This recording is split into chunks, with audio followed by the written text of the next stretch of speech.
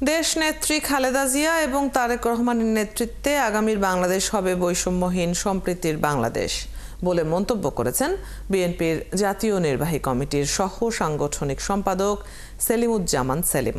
শনিবার সন্ধ্যায় মুকসুদপুর সদর ঈদগাহ মাঠে পৌরসভার ৬ নম্বর ওয়ার্ড বিএনপির সদস্য সংগ্রহ ও পরিচিতি সভায় প্রধান অতিথির বক্তব্যে তিনি একথা বলেন।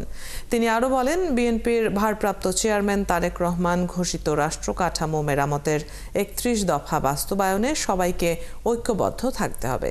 এ সময় উপস্থিত ছিলেন মুকসুদপুর পৌর বিএনপির সভাপতি রুস্তম মোল্লা, সাধারণ সম্পাদক এ.কে আসাদ মিয়া, উপজেলা বিএনপির সভাপতি আব্দুস সালাম খান সহ অনেকে।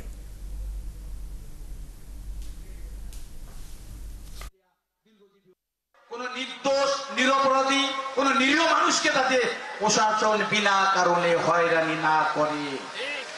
পাশাপাশি আরেকটা কথা বলতে চাই, যারা আমাদের এই শান্ত মুকসুদপুরকে অশান্ত করতে চায়, যারা আমাদের এই প্রিয় মুকসুদপুরকে অশান্ত করে, এই মুকসুদপুরের মুষ্টিমেয় কিছু মানুষ যারা দুষ্টুমি করে এই মুকসুদপুরকে অশান্ত করতে চায়, তাদের বিরুদ্ধে কিন্তু কোনো ক্ষমা নেই, তাদেরকে কোনো ছাড় দেওয়া হবে না বন্ধুরা আমার। তাই আসুন আমরা সকলে ঐক্যবদ্ধভাবে আমাদের প্রিয় নেতা জনাব তারেক রহমানের নেতৃত্বে যে গণতন্ত্র প্রতিষ্ঠার যে আন্দোলন চলমান, সেই আন্দোলন সফল করার মধ্য দিয়ে এদেশে আবারও গণতন্ত্র প্রতিষ্ঠা করি, আমাদের ভোটের অধিকার, হাতের অধিকার প্রতিষ্ঠা করি বন্ধুরা আমার।